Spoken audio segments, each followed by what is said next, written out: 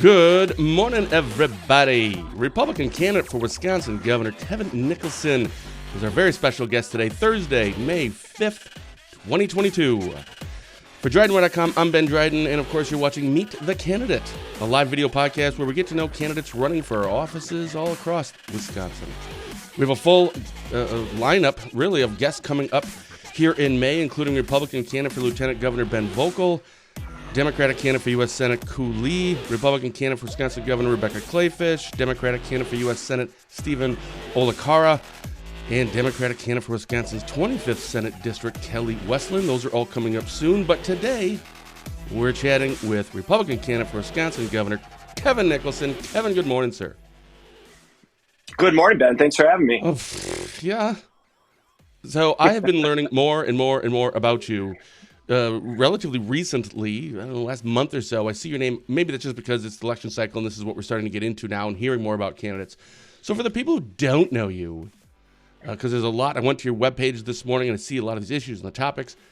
You know, I don't really want to ask specific questions. Most of mine are just going to come up from what you want to talk about. But first, for the people who don't know you, who are you and how did you get here?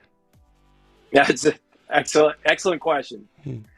So I was born in Milwaukee, and I was raised in southeast Wisconsin. It just became a real big deal when I ran for the Senate in 2018. But I was born into a family of Democrats. And when I have to apologize, I'm getting a lot of feedback on my audio. I'm getting my voice. Interesting. My apologies. Well, I'll see if I can correct anything on our end here. Maybe will help if I disconnect the AirPods. That'll probably screw everything up.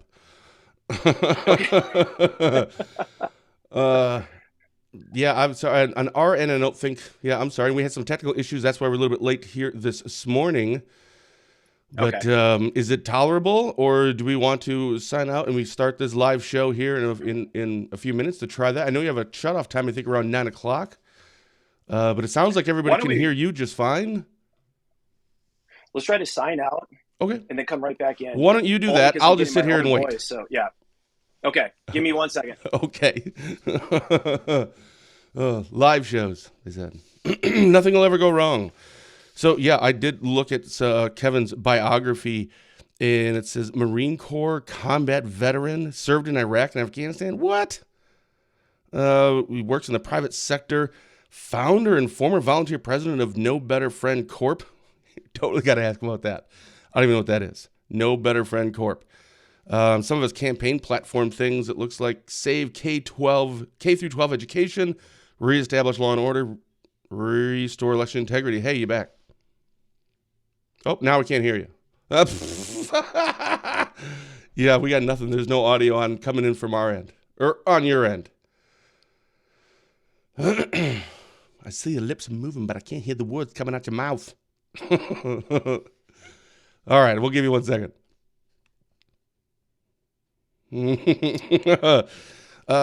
Also, and this is something I want to bring up. I saw that this morning at 2 different websites. It says Kevin's. Everywhere I go, it seems like he has this outsider status. I don't know what that means, but that's what people were talking about, so I want to ask him about that too. Hopefully we'll get him back on here and we can actually hear him. Because, yeah, that'll be a very short show.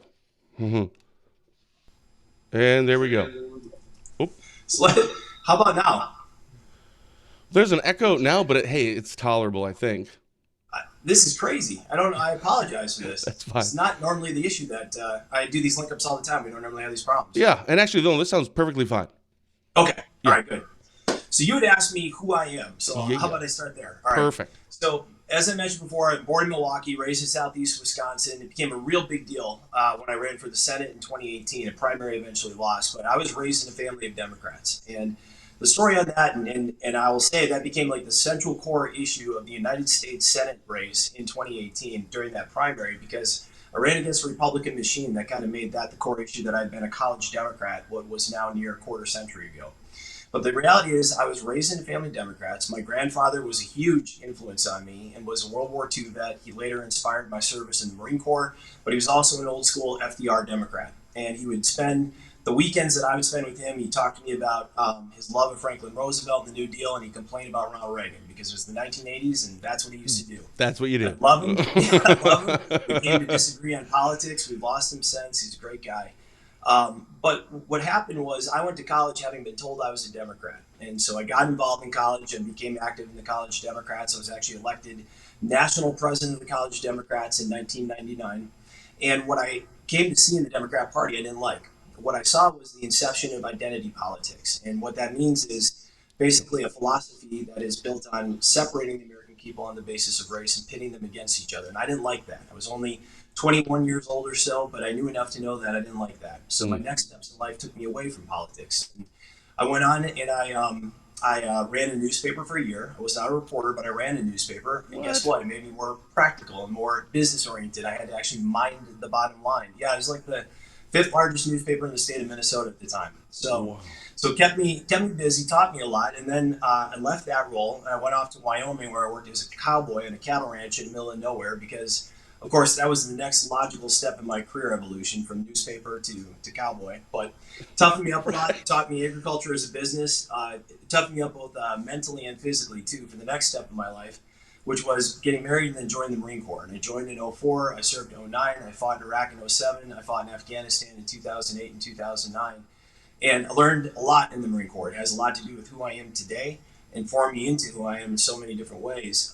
One of the key things I learned in the Marine Corps that's very relevant to the fact that I'm running to be governor of Wisconsin is that always remember that the governor is the commander-in-chief of our National Guard. And one of the things I learned in my time in the Marine Corps, particularly in my time in Iraq and Afghanistan, is that when and where we deploy Americans to combat, we have to have a crystal clear strategic objective.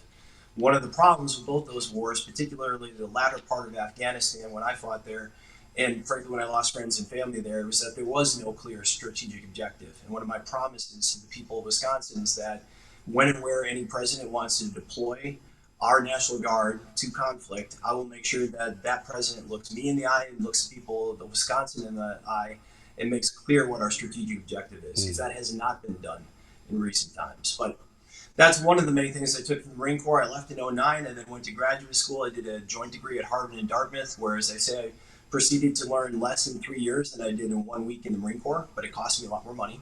I also learned that behind those fancy credentials and degrees is oftentimes a real lack of common sense, and that is something I've carried forward in all next steps of my life. Since then, my wife Jessie and I moved back to Wisconsin in 2012. We had then 2 kids. We now have 3, and I worked as a management consultant ever since. I help businesses solve their problems. I have very demanding clients. If I don't do my job, I get fired, and that is so much the ethos that is missing from public service. We have people who roll their mistakes from one election cycle into the next and then ask to be reelected. So that's not the way you live your life. It's not the way I live my life, and that's why I'm running for office here today. And I mentioned I ran for the Senate in 2018. I lost that primary. After that, my wife and I founded a group called No Better Friend, named after the Marine Corps slogan, No Better Friend, No Worse Enemy. And it operated throughout the state to grow the conservative movement. It advocated to protect innocent life. It fought to implement universal school choice. And a number, well, frankly, it convened thousands of people across the state to back law enforcement in what we called Backing the Badge and Building Bridges rallies. So it was a very active group, and it operated for the last couple of years throughout the state and did great work, and we were honored to be a part of it. So that's a bit of my story in life. And I echo what Sarah says here. Thank you for your service. No kidding, Kevin. Thank you. Yeah, and by the way, so you've been a part of military now and serving in Iraq. At any point, because I know my dad was in Vietnam when he came back, that was, they're spat upon. And thankfully we've gotten back to, we look at our soldiers and the people that fight for us, or even are just in it, maybe it's not a war or a conflict or something, but we look at our servicemen and women with the utmost respect. In the time that you have been a part of it, has that always been the case?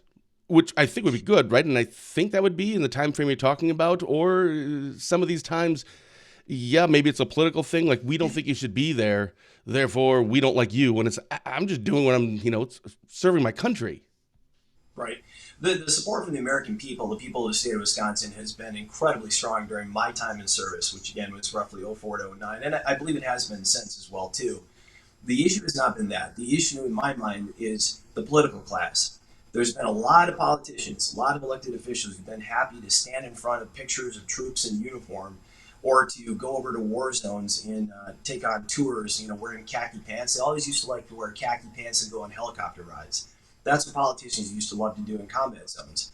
But what they weren't doing is asking the question, okay, what's the strategic objective of the conflict? What are we trying to accomplish here? Again, the initial push into Afghanistan was very clear. It was destroy the Taliban, destroy Al-Qaeda, which was 100% the right thing to do. Same thing with Iraq, destroy Al-Qaeda. That is a clear objective. The next steps were unclear. We talked about nation building, but in reality, it was very difficult to win the hearts and minds of people that didn't want to actually build a nation. And so that was really the issue. The respect and the confidence that came from the American people, the people of Wisconsin during my time in service was always very crystal clear. What the people of our country did not get, again, from our elected officials was, what is the clarity of purpose and what are we trying to accomplish in these conflicts? And that's what led to them becoming long-running conflicts where we lost life, we spent trillions of dollars, and it was not always clear what we were trying to do. We have a question here from Barb. Kevin, what is your opinion on Michael's not living full-time in Wisconsin? Should they be here full-time? Right at it. All right, Barb. So I'm sorry. So I had some technical issues before, so you and I didn't get a chance to. Usually I could do a 5-minute how this goes. So we're very transparent here, and people can ask questions. Right.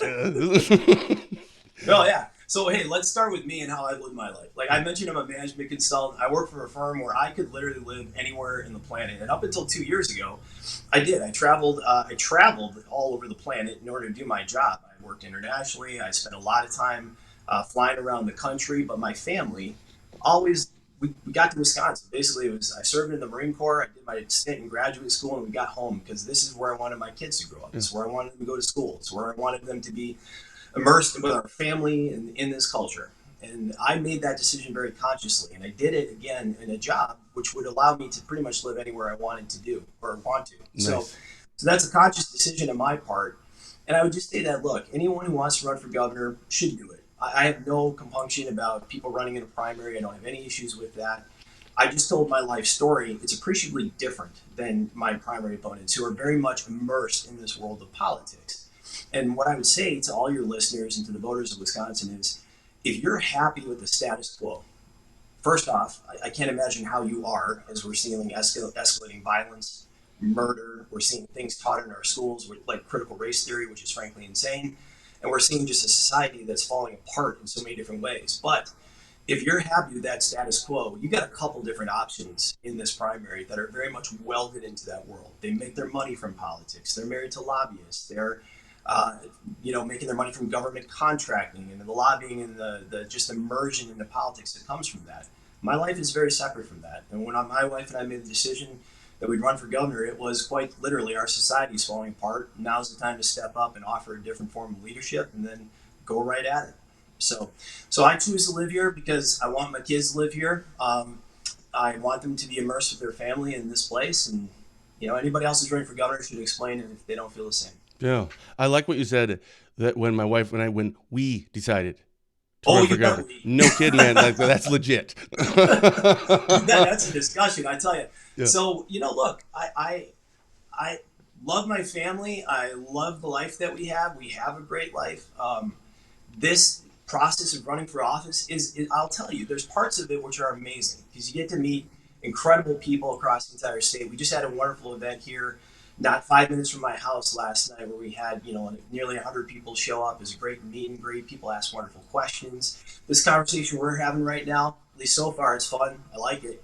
But I'll tell you what, you go through a lot of other things that are not fun. And people lie about you. People try and distort your beliefs. And I mentioned that thing about me being a Democrat a quarter century ago. Mm-hmm. People are still talking about that in this primary because they think they've run polls and they think that's the way they can attack me. So, look, you have to have this conversation with my case, my wife, and say, look, it's not going to be fun. There's going to be parts of this that are going to be difficult. But if we want our children, and I don't just mean my wife and I, our children, I mean all of our children, to grow up in a world where they can actually build successful lives and they can inherit a country which is in a good position to help others succeed, then now's the time to step up and do this, despite all the things that come with it. And I'm fortunate that my wife has supported me through multiple combat tours, jobs that have sent me all over the planet, and now running for governor. Yeah, she deserves a medal or something. I don't know. Yeah, I agree. She needs something. Yep, I agree. Oh, like one of the things on your campaign platform, I looked at that this morning, was reestablish law and order, and there was you talked about mandatory minimum bail and sentencing for violent charges and convictions. So before I ask you a little bit more about that, that seems to be a popular topic in this election. Popular as in it's talked about from typically Republicans, but also some Democrats. This is something. It seems like every election cycle, there's a few things that's kind of the focus right now. Like law enforcement is a huge topic in campaigns, whether it's local, regional, state. It's a big topic, which is interesting because it wasn't that long ago that it was a big topic, law enforcement, but we were talking about a different conversation about law enforcement, systemic racism, etc., defund the police. Wow, did that change fast? Now all of a sudden we have to get back to police, law and order, bails, etc. You've seen that. What you were about to say about your opinion about law enforcement and the minimum bails and sentencing for violent charges, I'm interested to hear that, but I'm also interested to hear, is this something that, we have to talk about it too? Like, how do we know that? No kidding. I don't care if that was a topic or not, or like a popular topic right now. That's a huge thing. Yeah.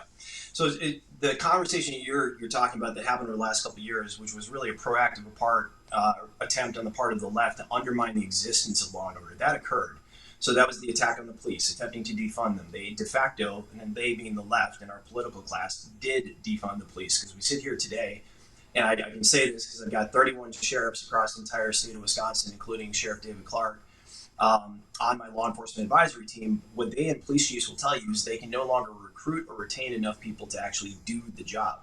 Now, that is happening at a moment where we're seeing sky-high murder rates and escalating violence and rampant drug abuse, drugs laced with fentanyl, that are spreading across the entire state of Wisconsin. It's not just happening in Milwaukee and Dane County, but those Milwaukee and Dane County DAs and other DAs throughout the state too, liberal ones. We've got great DAs out there, and we got DAs that are trying to undermine law and order this very day.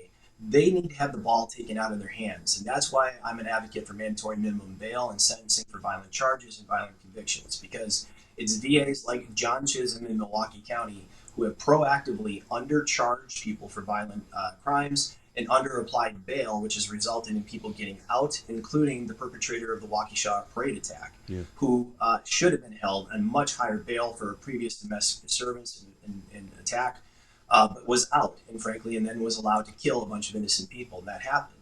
Those kind of things are happening way too often in the state of Wisconsin, which is why I want to institute those mandatory minimums. But then the next steps are actually a lot more complicated. And this is where I'll never throw talking points at you or your listeners or the people of Wisconsin. I have people in the primary right now, my gubernatorial primary, that are talking about how they want to surge the state patrol in response to violent escalation across the state. Well, here's the deal. There's only 500 state patrol in our entire state. There's not many of them. And right now, they're not fully staffed either because, like all of law enforcement, they can't actually hire enough people to fill their slots because people don't want to do the job because politicians like Tony Evers and others have thrown them under the bus. So that's not a real response. Arbitrarily, and here again, I got a primary opponent in Rebecca Clayfish that's talking about how she wants to hire 1,000 cops. Well, the problem is we have open slots now, and we can't hire people because they don't want to do the job. Yeah. So going back to where this is coming from and what you talked about, what was happening over the last couple of years, that Kenosha officer-involved shooting occurred. Yep. And in that shooting, Tony Evers, that same night, Sunday night when it happened, issued a statement in which he said that he basically admitted that he didn't know what happened. But in the next step, in that same statement, he went on to basically insinuate that all law enforcement in the state of Wisconsin was racist. Oh, I read it. Oh, yeah, so you're well aware. And trust me, law enforcement across the state read it. And one of the things that has happened since that is it's been really hard to recruit people. It's been really hard to retain people in the job that are in a position to retire. We need a governor who can step up and actually provide leadership and go to all 72 counties and say to young people, this includes school kids, K through 12, college as well too, and say, this is an honorable profession. It's a good thing to want to be a police officer. You should aspire to do that. It's a great way to serve your community. And again, I've not served in law enforcement, but I've done the job. Or I've done the job where I've actually had to use force, and that's the Marine Corps in combat. And after there's the use of force, all a leader needs to know to do is to come out and simply say that there's going to be an investigation, that it's going to be transparent, and then once we have the findings, that we'll take the next steps in accord with the American judicial system. And that's it. Yep. And then let the process play out the way it is supposed to, and then ensure that there's actual accountability. People like Evers weren't able to do that. So I'll be honest, my primary opponent, Rebecca Clayfish, after that same officer-involved shooting herself, issued a statement within 24 hours where she said that she saw a cell phone video of the shooting, and in it, it looked to her like the officer had shot the individual too many times in the back. It's those kind of statements coming from people who are getting ahead of processes and investigations that have made it hard. Let's slow down. It's very easy. We all do it. Right. A lot of our family has been in law enforcement, or my family's been in law enforcement. And one of the things, my Uncle Al, who's a cop down in Chicago for 40 years, or in the Chicago metro area, and he had said, every time I see these things on TV, the 20-second or the 2-minute clips, I want to see the 2 minutes before that. And I'm not going to make an opinion until I see the 2 minutes before, the 2 minutes after, then the process. Yeah, that's, I mean, law enforcement, we're huge supporters of law enforcement. We're not blind to the fact that there's some bad apples. And bad apples, if you're a bad cop, or if you do something really, really dumb, and if you're, let's say, a racist and you're a cop, that's wildly different than if you're a bad stock boy at our local Economart. I mean, you have such a big impact on so many people. So yeah, nobody wants that, right? Of course we don't want that. For that reason. Yeah, right. Exactly. But in terms of just law enforcement itself, yes. So we only have a few minutes left. I wanted to, there's a whole bunch more I wanted to get to, but there was a question here. What's your opinion on abortion laws being handed back to each individual state instead of continuing to be managed under federal law? Obviously, that's a very topical topic. Right. So we've seen a leaked opinion come from the court, and it's been verified that the leak, at least Chief Justice Roberts said the leak is accurate. I pray that Roe v. Wade is overturned. I am pro-life. One of our missions at No Better Friend was to protect innocent life. We work with pregnancy resource centers throughout the entire state, which are wonderful institutions that meet people where they're at, people who may be being encouraged to get abortions, and these centers work with them to encourage them to protect innocent life, and then they help them to actually build their families. So one of my goals as governor is to take every last cent that finds its way from the state of Wisconsin to Planned Parenthood, and then send that money to those pregnancy resource centers, because I think they're doing a lot of great things to protect life and to build life. Yeah. So that said, Roe v. Wade was an opinion that invented the right to abortion out of whole cloth. It doesn't exist in the U.S. Constitution. There is no right to an abortion in the U.S. Constitution. It was a fundamentally flawed opinion that never should have stood, but it has stood since 1973, at which time I think now we're up to roughly 63 to 64 million abortions have happened in the United States since Roe v. Wade. About 550,000 people in the state of Wisconsin have been murdered since Roe v. Wade. My goal as governor is to create both a society, a culture, and legislation that protects innocent life. And the main thing about the overturning of Roe v. Wade, if it does happen, is your listener asked the right question. It defers the answer back to the people of Wisconsin. Yeah. And that is totally appropriate. They should be decided by the people of Wisconsin because, in essence, in 1973, a group of unelected judges chose to legislate and did so, again, without constitutional founding. I want the decision to be with the people of the state of Wisconsin. Excellent. We have one more question I think we have time for. What are your thoughts on the 2020 election? And by the way, I know, and that's a great question, Laura, but I do quite a few of these shows, right? And that comes up every single time. I'm sure. I know I'm clearly on the outside here. And I know I should care. I guess I just don't. And I know I should, but I'm just tired of talking about the 2020 election. You must get this question a lot. It must be a thing still. So what are your thoughts about the 2020 election? And I'll put it in the context of, what do we have to fix in order to make sure this doesn't happen again? So ballot harvesting happened in 2020 in the state of Wisconsin, and that's illegal. Yeah. Ballot drop boxes also are illegal, but they were allowed to occur. And the introduction of private funds into our public processes, what is commonly called Zuckerbucks, because it was funded by Mark Zuckerberg, did all occur. Indisputable. I wrote a piece on Wisconsin Right Now. You can Google it, and basically I link from that piece to pictures of people in Dane County parks that are literally holding duffel bags full of ballots. Now, state law in 2020, state law today in Wisconsin says that you cannot take or give a ballot to anyone who's not an election official. Yet, we had people dragging around ballots who are not election officials in Dane County parks. Now, that happened at scale. And that's a real problem. And my goal going forward is to make sure that stops, because you're tired of hearing about this. I think none of us want to go into a society where from election to election, we're going to have a constant dispute over what just happened in the last election.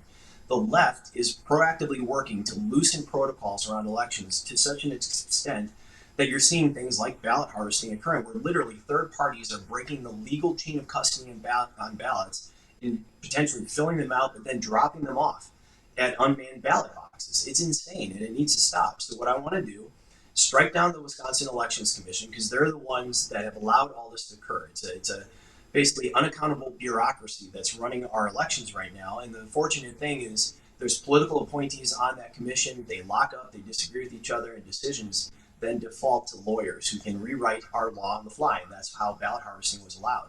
I want to move the powers to the Secretary of State, and then I want to work with the legislature to write laws that are crystal clear, that make it such that no matter who the Secretary of State is, no ballot harvesting, no ballot drop boxes, no Zuckerbucks going forward.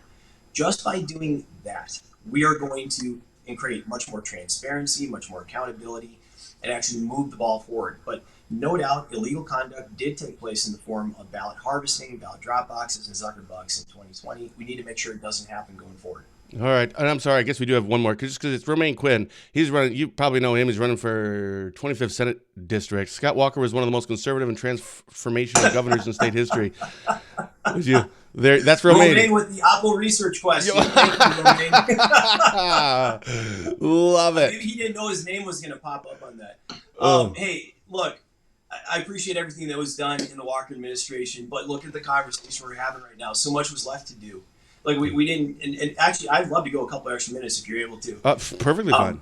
Okay, cool. And let's talk about this. Like universal school choice, that's one of the things I talk about most in the campaign trail. I want to change our education system such that money from the state of Wisconsin will attach to students going forward and not attach to school buildings. That's the entire purpose, and that's the entire point.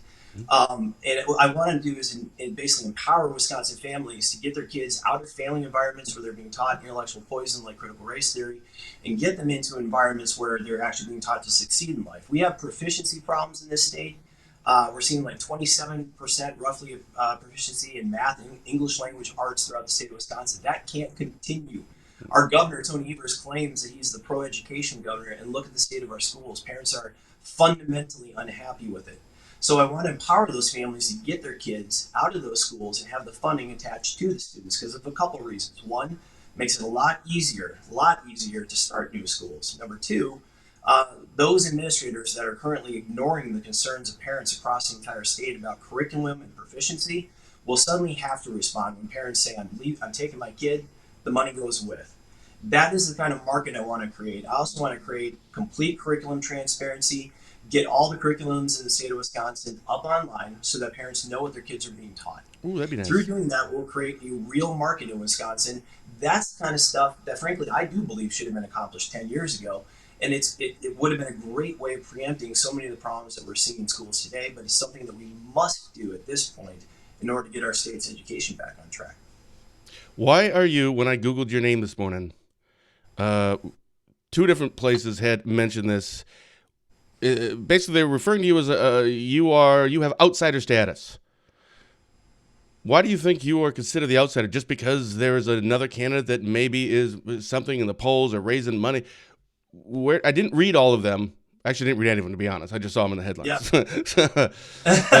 But so have you heard that before, that you have this outsider status? And so what would you attribute it to? And do you like that? Outsider. Yeah, no, I embrace it 100%. I mean, Romaine on his Apple research question was trying to tweak me on this, but yeah, you bet. I'm 100% outsider. I'm the only candidate in this race that is. Like, again, I don't make my money off of politics, lobbying, government contracts, all the rest of it. I'm not married to a lobbyist. Like, I live a life in the private sector, in the real world. And I come at this just like so many of the parents that stood up that were frustrated with school boards that ran and won on April 5th, or county boards, or local assembly, like that. Those kind of people that look at the state of our society and say this can't continue, and the people that are part of our metastasized political class can't get this right. And I'm very open. Like, before I declared for governor, Robin Voss, state assembly speaker, asked me not to run because he had endorsed Rebecca Clayfish and didn't want me in the race. And what I said was, this broken political machine based in Madison that runs the Republican Party has a lot of problems. They have now lost 11 out of 12 statewide general elections in the state of Wisconsin. This can't continue anymore. It absolutely can't continue. What we need to do is do things differently and actually appeal to people. And part of that means moving beyond this political machine and the many mistakes that they've made in the conventions that they've been okay with, which includes what has happened in our schools over the past now couple of decades, where parents have been unhappy with what our kids are being taught. So I do come at this from a completely different perspective, and that makes me an outside candidate. But guess what? Who's winning as Republicans in the state of Wisconsin in general elections?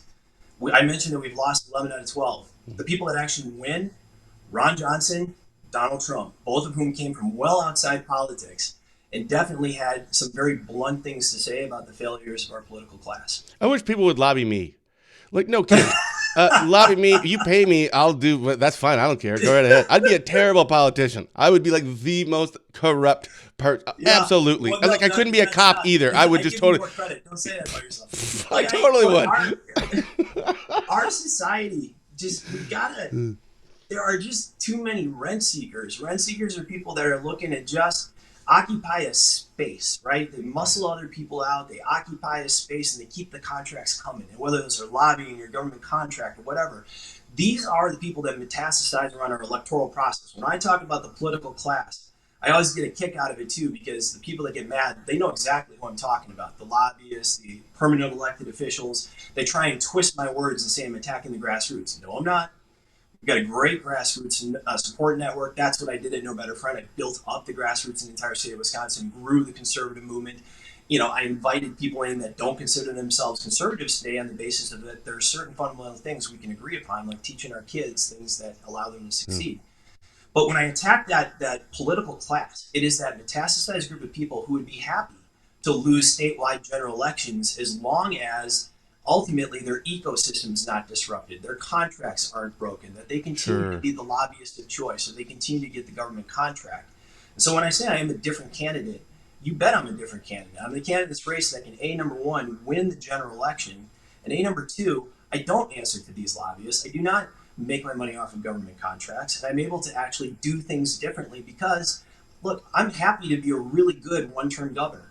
If the people of Wisconsin take a look at my body of work after one term and say, all right, well, enough of better schools and enough of safer society, and they decide not to vote for me again, then that's life. I'll move on to the next step. But my goal is not to become a part of this metastasized mess that has led to our society being what it is today. So that makes me an outside candidate for sure. And where can people go and find out more information about you? NicholsonforWisconsin.com, and then you can find us at Kevin M. Nicholson on social media, so Twitter and Facebook, so I urge you to follow us there. And we're going to be all over the state of Wisconsin constantly, and I really do. I ask people to come sign up, and then once you sign up on our email list too, we'll let you know when we're coming to your town. Awesome. Kevin, thanks so much. It's been Ben, I'm so sorry about the technical glitches. I appreciate your patience throughout it all. And it happens. Finally make it work. It's fine. When we have Congressman Tom Tiffany on, because we do a 7th Congressional District Representative, and right now it's Tom Tiffany. Yeah. He comes on for a monthly show. It's inevitable. He always drops out many times. We have the worst. He was in a hotel once, and all of a sudden all the power went out, and he was just gone. And he was gone? Live shows. They're the worst. I appreciate your patience. I would love to come back and do this again. Of course. Anytime. Thank you so much, man. Awesome.